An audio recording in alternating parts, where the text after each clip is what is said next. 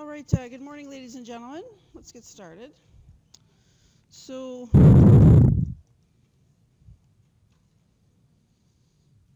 first of all, please consider filling out your course evaluations. I think I was told yesterday that 32% of you have filled out your course evaluations. So, thank you for that.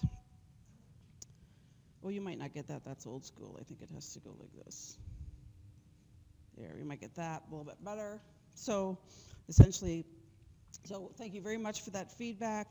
I would highly encourage, I think if I do my math right, which is not normal, highly encourage the rest of the 68% to give feedback, okay? And in particular, I would really like to hear what you think about the problem-solving sessions, because those are an evolving piece, and definitely the student experience is really critical there. They're solving, I think the problem-solving pieces are doing what I want them to do. I just need to make sure they're doing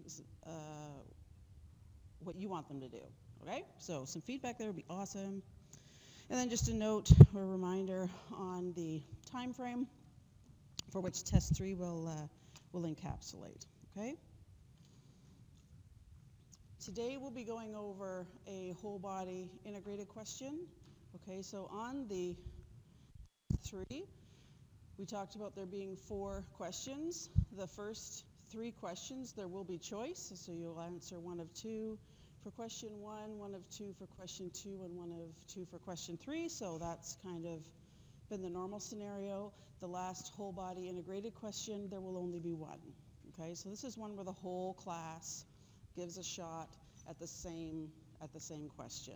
Okay, so there will be only 1, and it will be similar to the one that we work out today. And we can go through many of them today, depending on how quickly I get answers. The more I stand up here waiting for answers is just us burning some time. But I will go through as many examples as we have time today in order to get you to see these whole body things. We've been doing these whole body questions. We've been doing parts of them as we go. This is probably the first time we'll see it in all of its glory.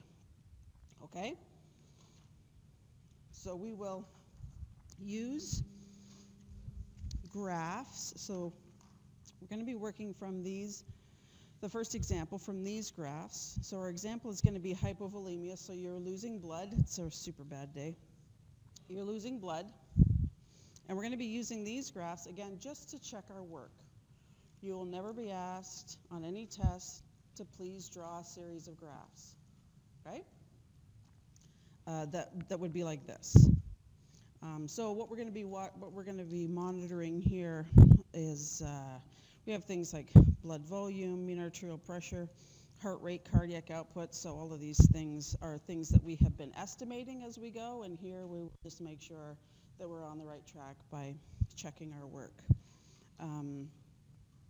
Hemoglobin concentration, so that's just a measure of blood osmolarity. Okay, so we really don't ever care what hemoglobin concentration is, but that does give us an indication of what pi c is. Okay. Renin, sympathetic nervous system activity, mean circulatory filling pressure, arteriolar ventilation, and total peripheral resistance. Okay, so again, we're just going to be using these things to check our work. Okay, so then let's start with the question then. So the example, hypovolemia, okay? So if you're losing blood, and in this example, there was a certain amount of blood. I think it was 1,800 mils, so almost 2 liters. Okay, so we're almost losing a little more than a third of your blood volume, okay? Super bad day. Okay, so then the question is, at any time when one of these is plunked in front of you or a situation arises that you want to know how the body's going to respond, you ask, how is homeostasis disrupted by this decrease in blood volume? Okay, so it'll be disrupted in a huge number of ways, but the body only cares about what the body cares about, right? Regulated variables, right? So we're not going to care about even sitting here stewing over what heart rate might be. Who cares? The body doesn't, right? But we know the body cares about certain things. These are things the body has sensors for, okay? Mean arterial pressure, CO2, oxygen, hydrogen ion. Okay, so these are the things that we need to key in on, right? So keying in on how, so trying to figure out how is homeostasis disrupted, we need to start thinking about, okay, well, what does the body care about? Where do we have sensors? And let's try to figure out what's happening in those compartments where we have sensors, okay? So let's think first of all about how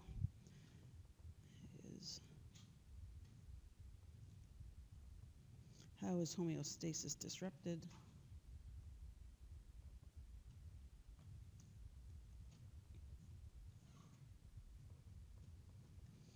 By a decrease in blood volume. So for me, when I'm thinking about these types of things, I need to think about the whole body, okay, which is where this diagram comes back to haunt us. This one is really good because it lets us see the whole system and think about where our sensors are and where the important compartments are to try to predict.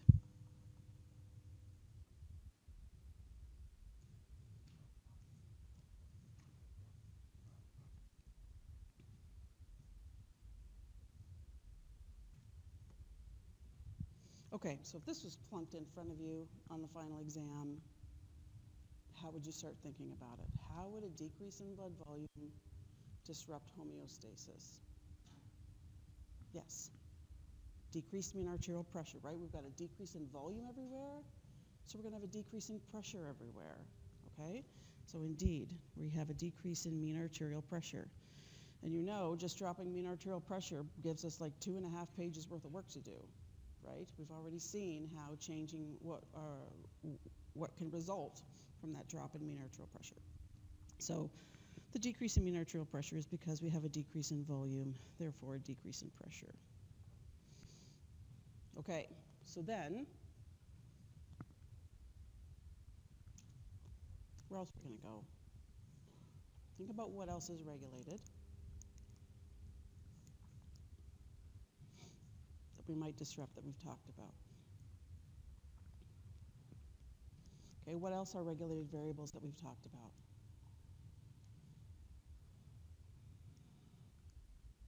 We don't know all the regulated variables we've talked about.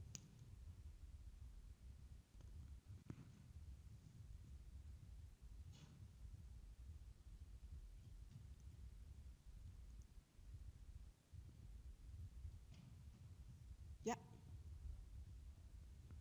So buffers, were buffers a regulated variable? What were we regulating with buffers? What were buffers helping us with? Pardon? Hydrogen ion. So hydrogen ion is a regulated variable, right? So how might hydrogen ion be disturbed by decrease in blood volume? Okay. What is hydrogen ion related to? Carbon dioxide, right? What was carbon dioxide? How was carbon dioxide dictated in the blood? Changing flow or changing ventilation across the pulmonary system? Okay, so we need to check whether flow is changed across the pulmonary system. Okay, so how are we going to work that out? We've been changing flow across the pulmonary system since like week 4. Okay, just work your way around this. Just work your way around this cardiovascular system.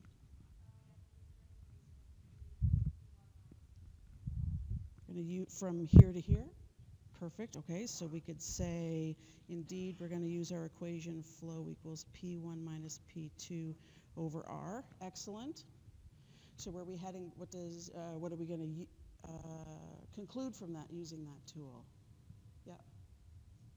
Decrease flow because we decreased P1. Perfect, so decrease flow, awesome. And what does that mean for this compartment? Decrease volume, decrease pressure. Bingo, we're in the systemic veins, and we have a decrease in pressure in the systemic veins. This is mean circulatory filling pressure, right? So this says we have a decrease in mean circulatory filling pressure. What is that going to affect? Venous return. So how is that going to affect venous return? What tool are you going to use to figure out which way that's going to happen? It is true. How are we going to justify this? Yeah. Oh, right. So the equation, mean circulatory filling pressure minus, okay, right. Right, atrial pressure over venous resistance, perfect, and we've dropped mean circulatory filling pressures that would decrease venous return. Awesome. So what does that mean for the right heart? The decrease in venous return means what? How's that going to affect right heart function? Yep. Excellent. So we decrease end diastolic volume. So we're going to decrease that stretch that's up there. So we're going to decrease stroke volume and decrease cardiac output. Okay. Decrease in cardiac output in the pulmonary arteries would mean a decrease in volume and a decrease in pressure. Awesome. Okay, so we're working our way to how that would affect flow across the lung. Okay, so how does that affect flow across the lung? What are we going to do with this? Yeah. Perfect. So flow equals P1 minus P2 over R to head into this direction. Good. And what would you conclude from that? Yep. Brilliant. Decrease in flow. There we are. What does a decrease in flow across the lung do to change oxygen and CO2? Okay. So indeed, one of our first ways homeostasis will be disrupted is to decrease mean arterial pressure.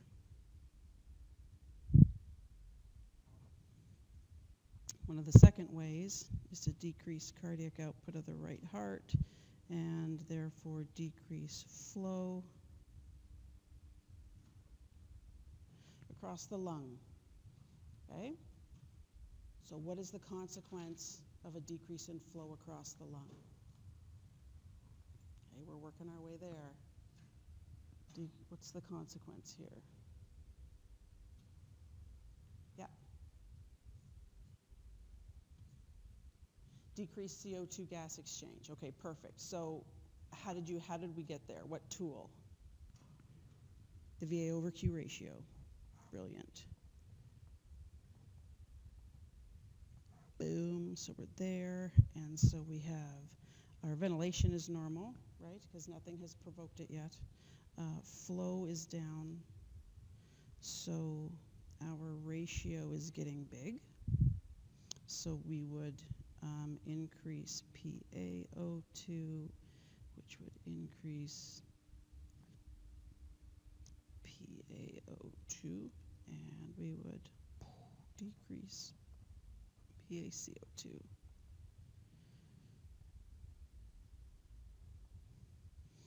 Okay, that should definitely provoke the body, right? Systemic, artery, or aortic. Oxygen and CO2 have just been messed up, and we've just flowed that by sensors. Okay, so we know that the body is going to be disrupted by that. Okay, so now we make the last leap to how changing CO2 would mess with the hydrogen ion problem. Okay, so now we need to link that. So how does an decrease in CO2 affect hydrogen ion? What are you going to do with that? Got a couple of tools to bust out. Yeah. We can look at that equation. Excellent.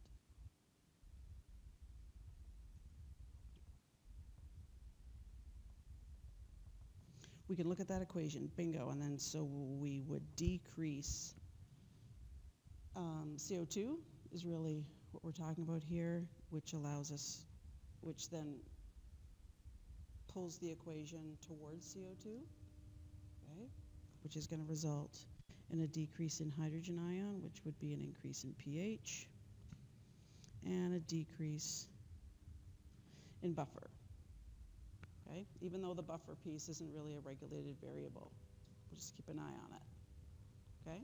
So there we have the 4 regulated variables that we've talked about throughout the course, right? So decrease in blood volume would indeed affect mean arterial pressure, oxygen, CO2, and hydrogen ion. Okay, so now the body is going to respond to those things, right?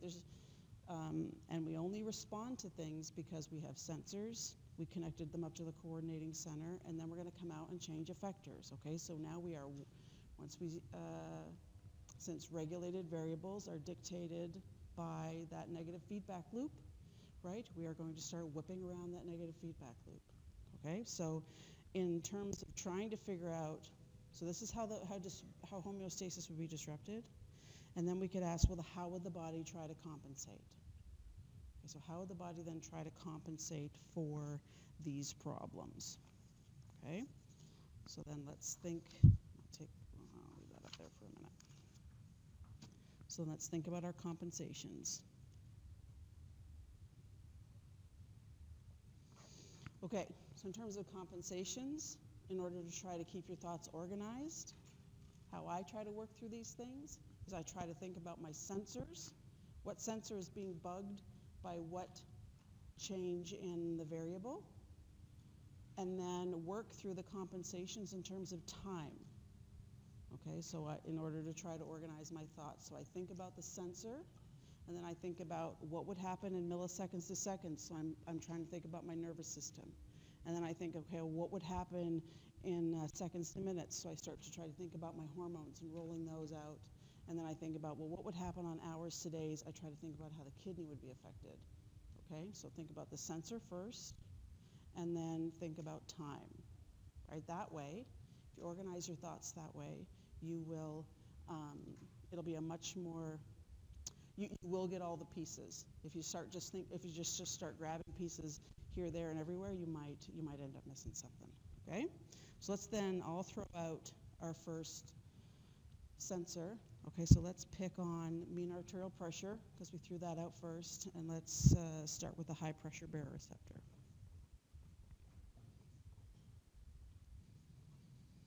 Okay, so high pressure baroreceptor would change its action potential frequency up to the coordinating center, and what would result from that? We're heading out to effectors now.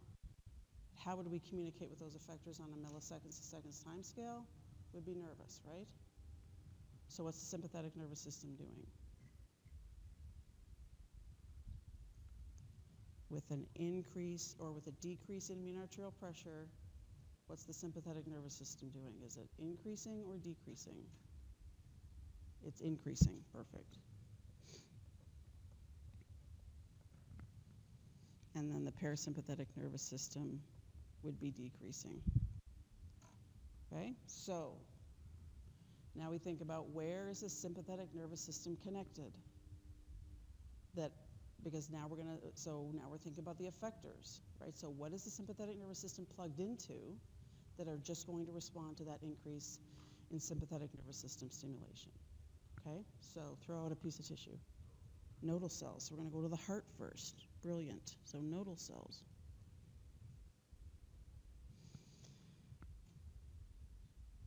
What's going to happen at the level of the nodal cell with an increase in sympathetic nervous system activity? Increase heart rate. Perfect. So that increase in heart rate is going to give us an increase in cardiac output, which is going to result in an increase in mean arterial pressure. Perfect. Okay. Any other cell type? Myocytes. Perfect. Myocytes, what's going to happen with the sympathetic nervous system, increased sympathetic nervous system with a myocyte? What's going to be the response of that myocyte? in order to get the argument right here. Increased contractility. Brilliant.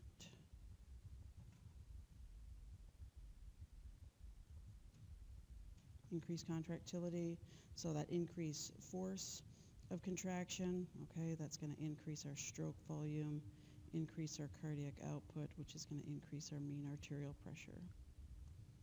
And we do know that those nodal cells, once we increase heart rate through that staircase or that TREP phenomenon, can also increase contractility.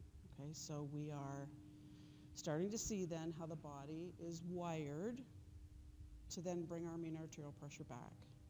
Okay, so where else are we connected directly with the sympathetic nervous system that will be affected by an increase in SNS? Other tissue types. Something else? Yes. Vascular smooth muscle. Brilliant. Okay, so what vascular smooth muscle cell do you want to pick on? Because there's a couple of them that'll have different effects. Okay? Any vascular smooth muscle cell? Just throw it out there. Sorry? Arterioles, thank you. All right, what's going to happen at the level of the arterioles with an increase in SNS activity? What are we going to do? So, who's that? Vasoconstriction? Is that what you said? You said vasodilation? Okay.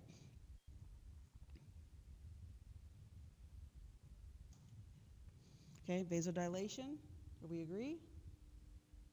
No? What? Vasoconstriction? I agree with that too. Okay, vasoconstriction going to lead us to an increase in total peripheral resistance, which is going to lead to an increase in mean arterial pressure. Okay, we're all heading the same way to fix this problem. Okay. Any other smooth muscle cell you want to focus on before we move on to another piece of tissue? Veins, okay. What's going to happen with veins with an increase in sympathetic nervous system activity?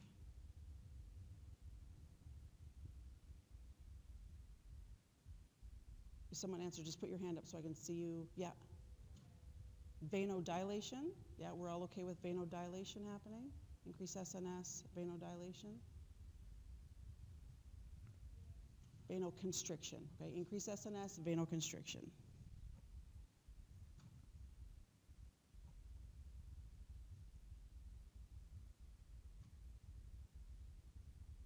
Okay, what is venoconstriction going to do for us? All right, we're just going to change that pressure-volume relationship. Right, so for a decrease in volume, we're going to have an increase in pressure. Increase in pressure in the veins is an increase in mean circulatory filling pressure. All right, increase in mean circulatory filling pressure is going to increase venous return. That's going to increase cardiac output of the right heart, okay, which is going to lead us to an increase in cardiac output of the left heart, and increase mean arterial pressure. Perfect.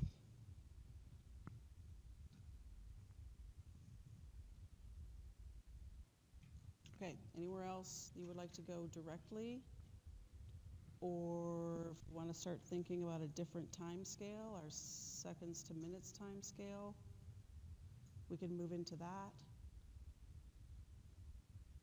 Okay, so just think about another place that we are plugged directly into the sympathetic, or from the sympathetic nervous system. The other tissues that you got, yeah. We could, that would be most excellent. So we stimulate adrenal glands to release epi and norepi, all right? So we're starting now to roll out our seconds to minutes time scale or fix to this problem, right? And essentially it will do support all of the above.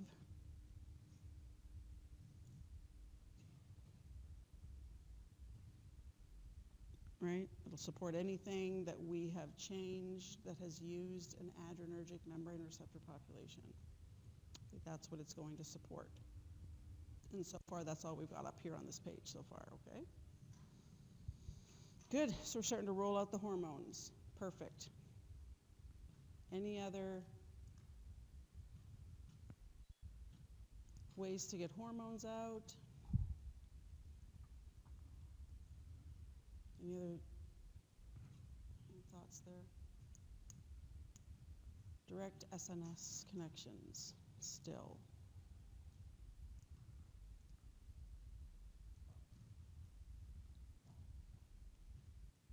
No? Okay.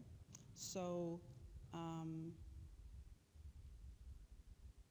you want to move on to another sensor? You throw out another sensor then that might be messed up.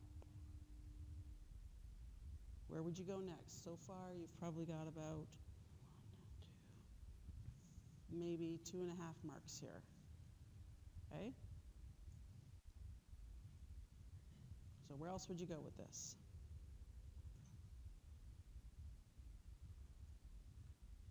Yeah.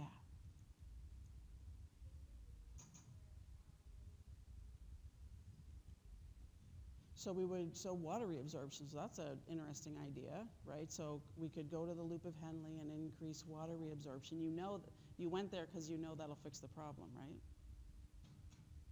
Because we have to, if we increase water reabsorption, we'll increase blood volume. That would totally help fix this problem. But how are you going to connect that? That would be a great thing to do, right? But there has to be a connection. It's not just going to magically happen. The body has no idea that it's lost blood. It just knows mean arterial pressure drops. So what? The connections are there, but what are the connections? Yeah. Oh, so you want a different receptor? Perfect. Okay, so let's go, what are we at? B. I'm just going to leave a little space because if we don't fill those in, I just want to make sure that I jot things down for you. So we're going to go to atrionatriuretic peptide. So what happened in this scenario with atrionatriuretic peptide? So it is a product of stretch of the right atria, right? So what happened? So if our sensor is a stretch receptor in the right atria, okay, that's our sensor. I have a sensor there. And then what resulted from that? What resulted in a decrease stretch of the right atria with your atrial natriuretic peptide? Yeah. Decrease ANP. Awesome. Okay. Now what? Decrease atrial natriuretic peptide. What is the result of that? Yeah. Decrease renin. Perfect. Increase renin. Was there a direct connection between ANP and renin? Or was it ANP and ADH? I have to go back into my notes. I don't have my notes with me. Does somebody else have their notes with them to check that direct connection?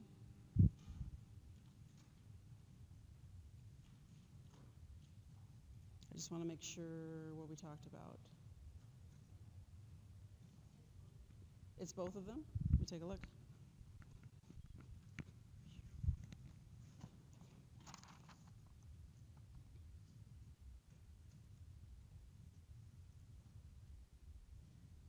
It is. And the winner is renin. Perfect. Okay, so increase renin. Okay, where would we go with that? Increase renin. What does that matter?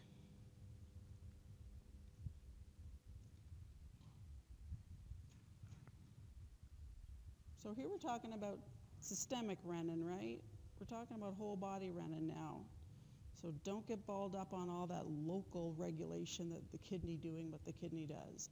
Think about the systemic effects of renin, right? Renin actually didn't have a direct effect all on its own. It affected the presence of other things, right? What was it affecting the presence of? Yeah. Increased central angiotensin II. Okay. So, what does angiotensin II do? Yeah.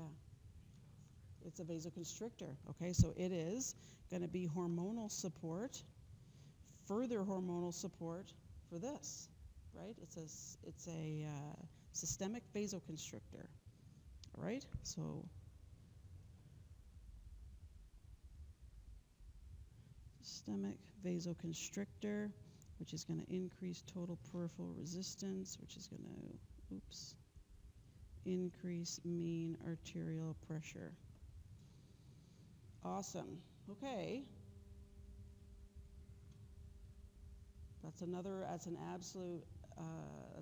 hormonal rollout, seconds to minutes. Still hasn't quite made our kidney connection yet, though. Increased angiotensin II and decreased atrionatriuretic peptide. Do they affect anything that affects the kidney? Yeah. ADH. So how's it going to do that?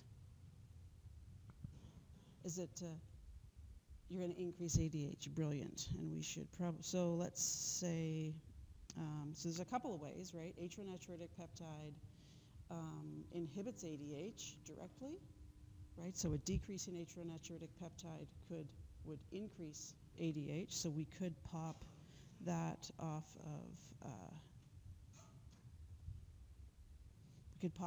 there, right? Angiotensin II also stimulates ADH, okay? So we could also kind of go, boom, that's happening, okay? So there's kind of lots of ways to get to this place, okay? Increased ADH. What's ADH going to do for us then? So we're almost at the kidney. We're almost there. Yeah.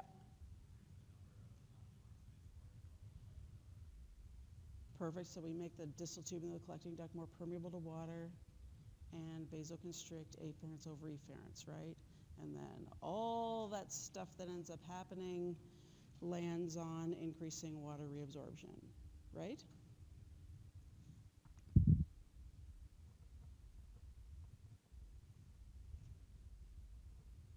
Increasing water reabsorption. So if we were to increase water reabsorption, we would increase blood volume and increase mean arterial pressure. Okay, perfect. Now angiotensin or ADH, also a systemic vasoconstrictor. Okay, so we could make this connection as well. Okay. So we've got our hormones out on a seconds to minutes time scale, and our hormones on a seconds to minutes time scale will be finding their membrane receptor, causing vasoconstriction, changing TPR, changing mean arterial pressure. Okay? The effects at the level of the kidney were also happening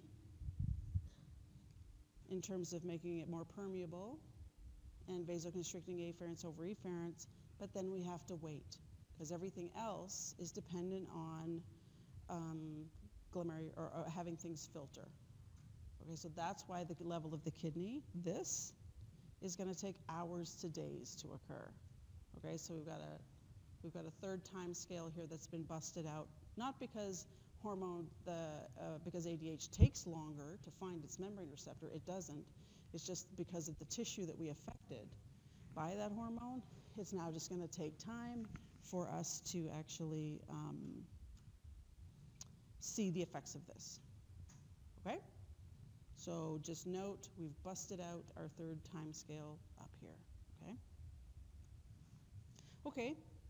Any other way, I want us to think on ADH for a minute.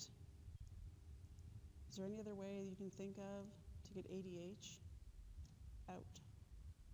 Yeah. High pressure baroreceptors, exactly, okay? High pressure baroreceptors sent information over to the hypothalamus. Oops, I don't know what that word is. Okay, so over to the hypothalamus. That would increase ADH. All right, and now we're going to do all of the things that we've just done, which is it's a vasoconstrictor. Increase total peripheral resistance. Increase mean arterial pressure. Okay, and then also the water relationship, increase water reabsorption, increase blood volume, increase mean arterial pressure. Cool. Okay, now I want you to think on renin for a minute. Okay, was there any other way that we could have gotten renin out? Awesome. There's a direct connection, right, between the sympathetic nervous system and those cells of afferent and efferent arterioles that release renin. So the relationship, so if we're looking down here and we're thinking about the tissue we went to, let's go to afferent arterioles. Cool. The cells that secrete renin.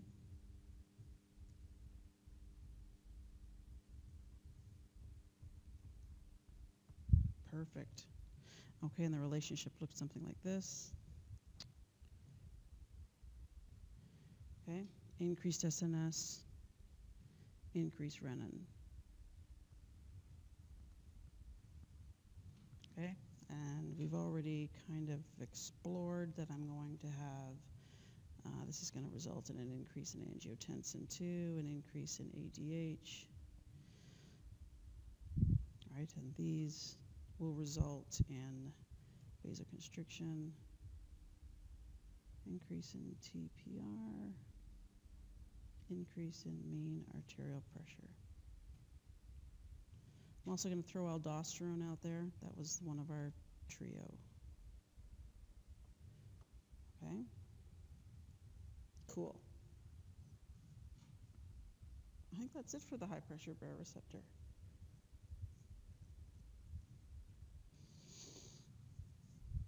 Okay, so then let's move to a different sensor.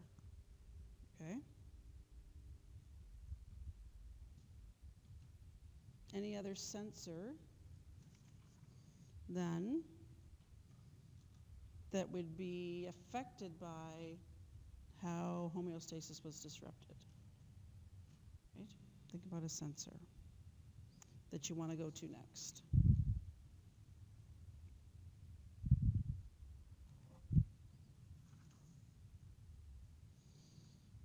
Anything else that would be stimulated by? There's a couple of them. 1, 2, 3, maybe. Any place you want to go? Yeah. Chemoreceptors. Perfect. Nice. All right. What are we going to do here? We have a increase in oxygen and a decrease in CO2. Okay? So we've got 2 sets of chemoreceptors here. What are we going to pick on?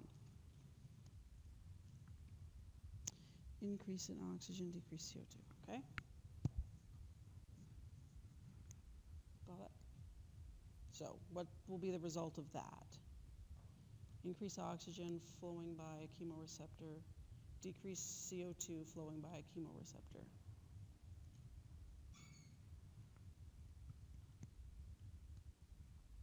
Remember what those relationships look like?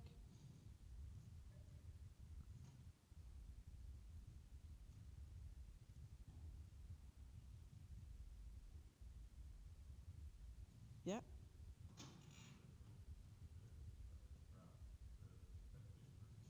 CO2 you're picking on? Okay, let's go with CO2.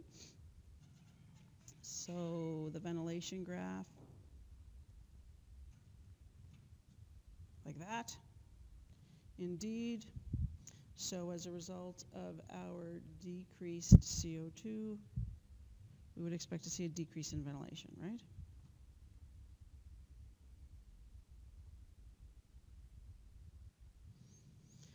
I would totally buy that.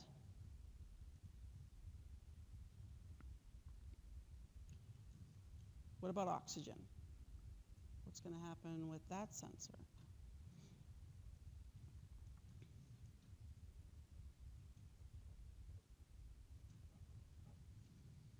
What was that relationship looking like?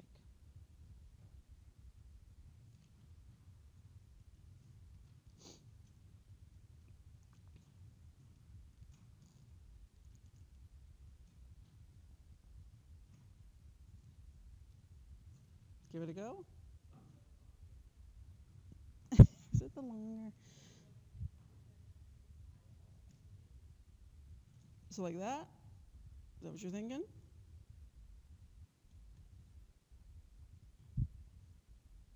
Indeed, right? We're on the flat. We live on the flat part of the curve, so we would have started here, and then we're heading out here. So if there may be no change in ventilation based on this sensor, or a slight decrease, all right?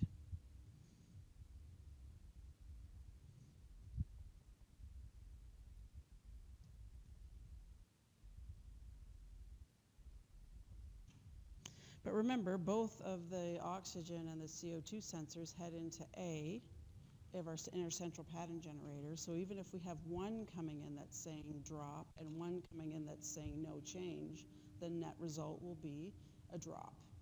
Okay, so overall, we would absolutely predict then a decrease in ventilation. Brilliant. Okay, that will absolutely happen with a decrease in blood volume.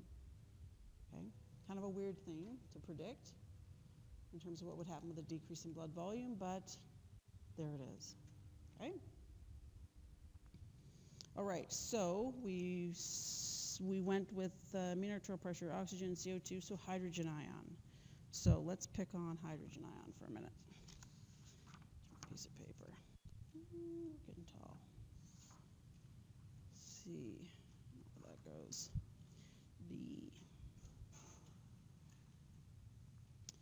All right, so we had a decrease in hydrogen ion, right? And so let's just transfer that information because we have been using this to help us fix a problem too.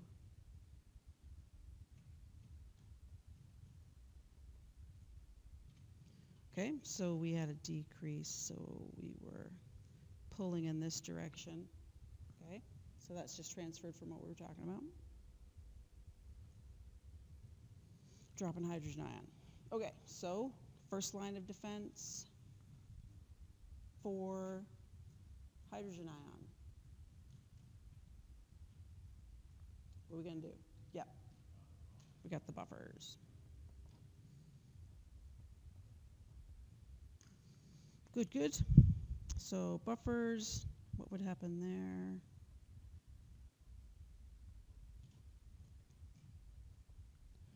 Decrease in hydrogen ions. So in terms of our buffer pool, is that going to increase or decrease?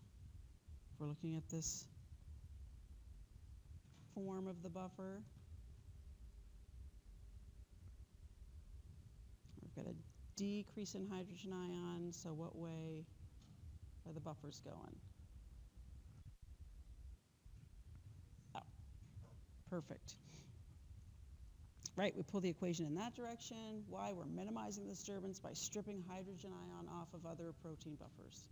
Okay? Minimizing the disturbance.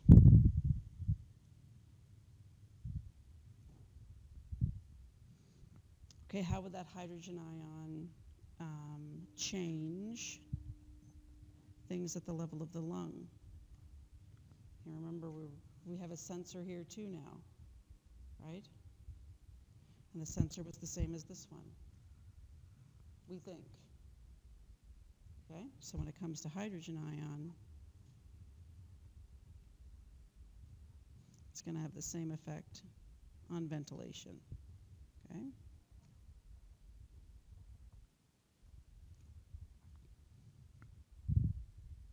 And why did we do that?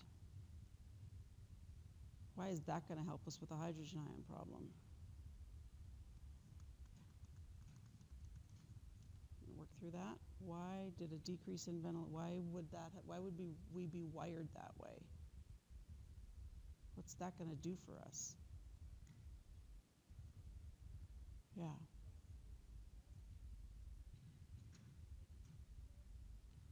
So it's all about pushing the equation in this direction. Yeah. Okay. So you went to CO2. Yep. Good. So decrease in ventilation, right? That's a decrease in VA over Q. So why did this happen?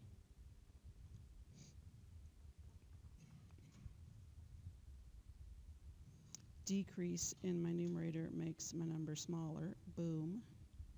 Which is going to result in an increase in PCO2. Right? And the reason for increasing the PCO2 was to be able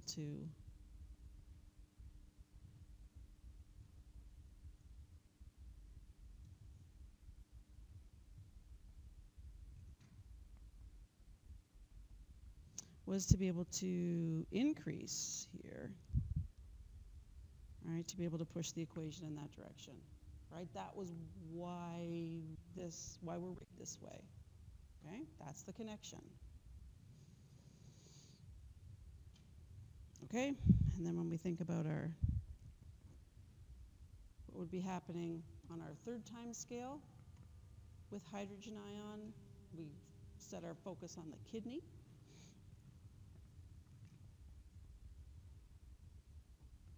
All right, so this is our hours to days. What would be going on at the level of the kidney here? Hours to days. With a decrease in hydrogen ion, increase in pH. That was the stimulus, right? What would be happening down here? Yeah. Perfect. So we've got a decrease in acidity. Proximal tubule and the collecting duct, or alkalization of cells. Okay, those are the exact same meanings. So alkalization of the cells of the proximal tubule and collecting duct. So overall, what is that going to do in terms of what's the net result of alkalization of cells? In terms of what we're doing with hydrogen ion and what we're doing with bicarb? Yep. Excellent. So increase hydrogen ion reabsorption. Brilliant. And increase bicarb excretion. Okay, we're going to get ourselves into a base deficit here. Okay.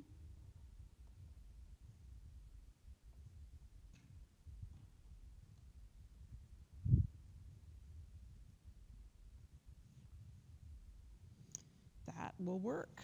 That'll help fix us. Cool. Okay, so real quick, I want to check in with our data. So we're just going to look here.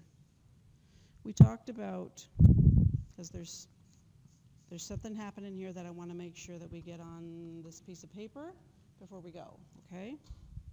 So we have this decrease in blood volume. So the blood volume was taken out over a 3-minute period, right? So that was our stimulus. Got that drop in blood volume. And we said that that would drop mean arterial pressure. It did. Really interestingly, though, right, here is to sit and just go, oh my gosh, that's so amazing. I need you to appreciate this for a minute.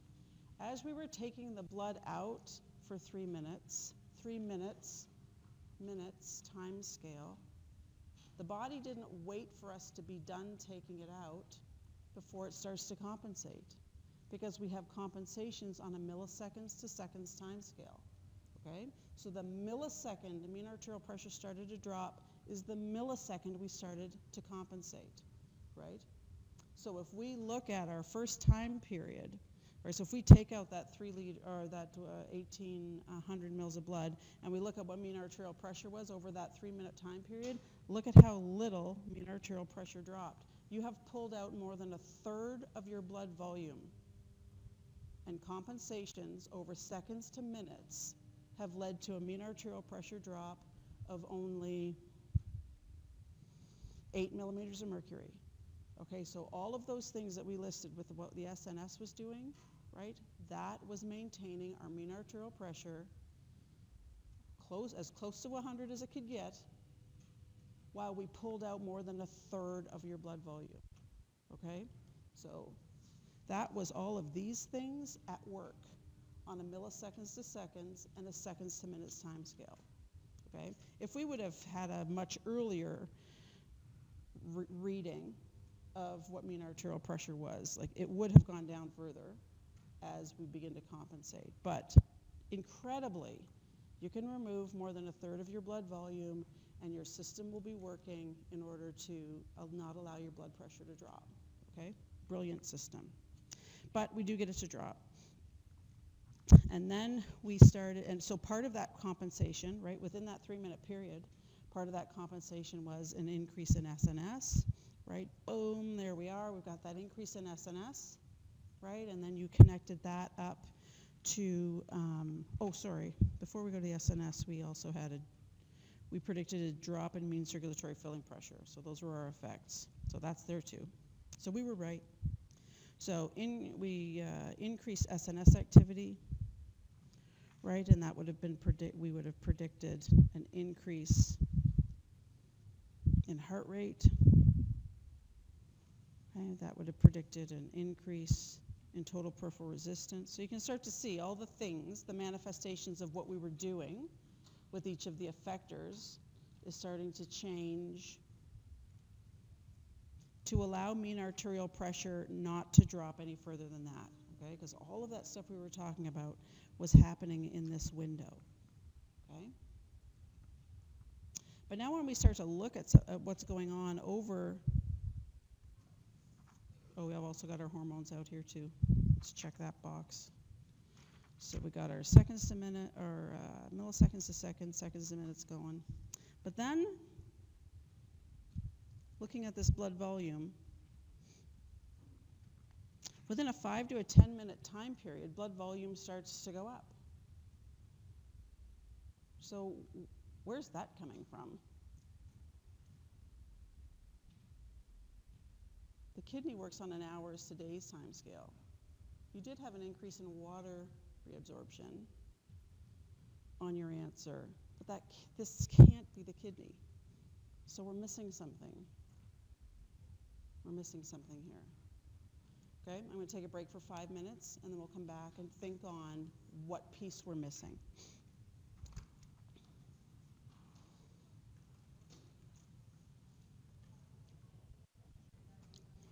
All right, I'm not on, hang on. All right, ladies and gentlemen, what are we missing here?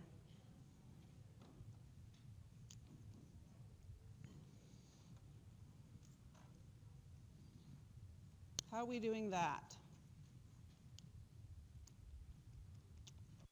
Anybody figure it out? How are we increasing blood volume on a minute's time scale? This is magical. The large intestine. So you would have to increase water reabsorption. So yeah, I don't think there's a connection there. Nice try though, very creative. There's always room for creativity here. Yeah. Say that again? Lymphatics. Ooh, we're getting close. Lymphatics. We never went to the lymphatics to actually do anything specific, but they are connected to something. Fluid flux, brilliant. Yeah, so physics lives, right? Let us think about fluid flux, because we didn't get this one on our last one. So okay. Is this where I left off? Right. E. Fluid flux. So what's going to be dictating fluid flux across any skeletal muscle capillary bed? Right? Volume into and volume out of. Okay?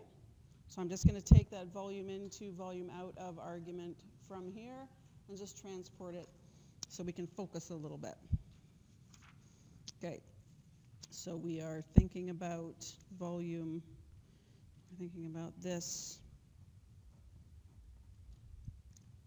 If we're thinking about our mean arterial pressure, and it was down, this is just our regular old capillary bed, and our mean circulatory filling pressure, and it was down.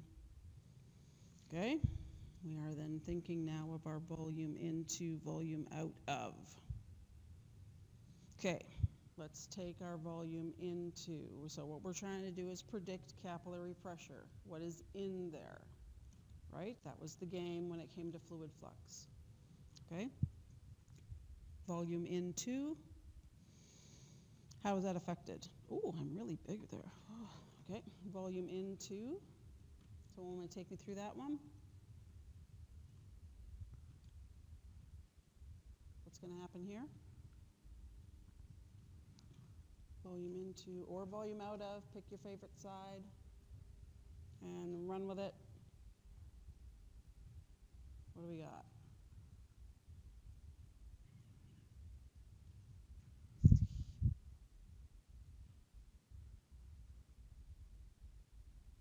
Yeah. Increase volume in, decrease volume in. Perfect. So decrease volume into, therefore decrease volume in, decrease pressure in there. Perfect. Means what's on the output side? Volume out of. What has happened to volume out of? Right, so we did argue that we had an increase in volume into because if we're thinking about flow equaling P1 minus P2 over R, essentially we dropped P1, dropped flow into, dropped volume in, dropped pressure in, right? So that was the thinking behind that statement, okay? So then let's do it on the other side. What's going to happen? Decrease volume out of. Okay, so let's think on that.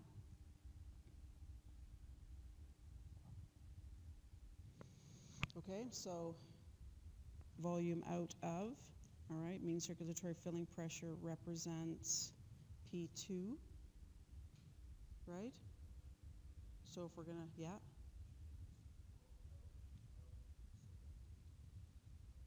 Exactly, so we increase the flow out of, right, because our pressure gradient just got bigger, right?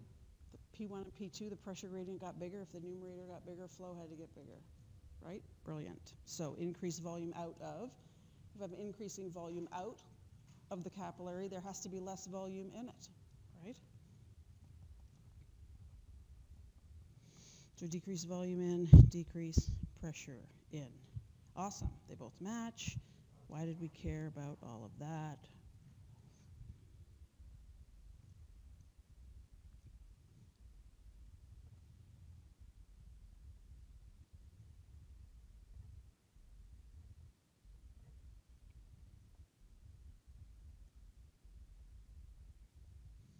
All right, so our normal delta P, delta pi relationship with our normal filtration and reabsorption. All right, if I decrease PC, I'm going to sneeze. Sneezing into microphone is terrible. Okay. If I decrease PC, what do we do with delta P?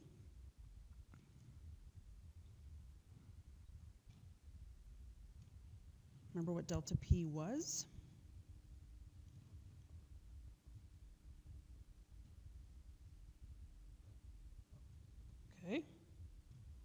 decrease delta. So we decrease PC. What are we doing with delta pi? Do the math. Decrease L. Excellent. Decrease delta P. Decrease delta P. There it is. So now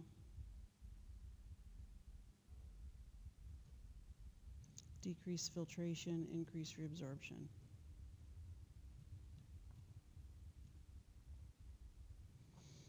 Increase reabsorption.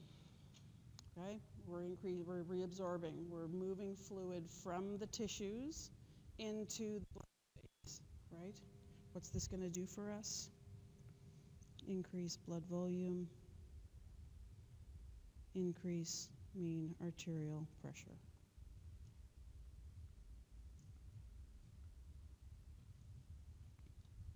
Fluid flux will happen as soon as pressures start to change. So when we think about fluid flux, we can put that in our milliseconds to seconds category. Okay, it's going to happen as soon as these things start to change. Physics lives, okay? So this and this are going to start to happen as soon as these two things change, right? So within milliseconds, we are going to start getting a fluid flux change, okay? Perfect. All right.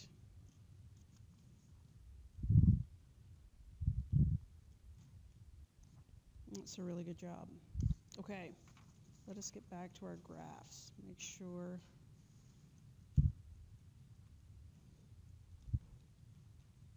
Got it, got it, got it, got it.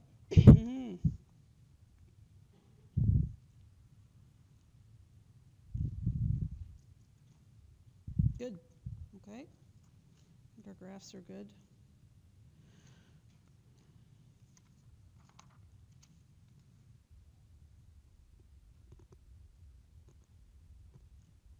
Cool. Okay, so indeed, this would be probably on a test, this would be a 30 to 40 mark question, okay? So I do have to find ways to narrow you down to land on a certain piece of material. Like I said the other day, I could narrow you down in terms of time.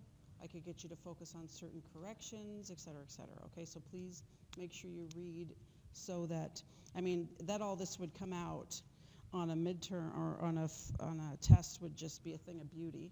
I'll tell you that much. But it is worth, yeah, about 40 to 50 marks here. So the interesting thing then is we'll just go over it real quick because we have the data here to emphasize a point. Let's say you were losing that blood volume and it took you 20 minutes to get to the hospital, and they're in the ambulance, they were able to type and cross-match your blood so that they were able, when you got to the hospital, you were able to be infused with your appropriate blood type, okay? This is highly unusual, but let's say it's an awesome day and you're being infused with your own blood type, okay? Normally you're gonna get saline, but it's a great day. Great day for being you, you're being infused with your blood type, okay? So and magically, better day, they actually even knew that you lost exactly 1,800 mils, another magical thing. So they put 1,800 mils back, okay? So if we took this human and we got him to the hospital and put 1,800 mils of blood volume back, right? The system, you can see just by the graphs, the system doesn't settle, does it? Right? The system just doesn't go, ooh, I got my blood back, boom. Mean arterial pressure back to normal, right? Doesn't happen. Mean arterial pressure goes way up, right? Why does mean arterial pressure go up when you infuse the blood back?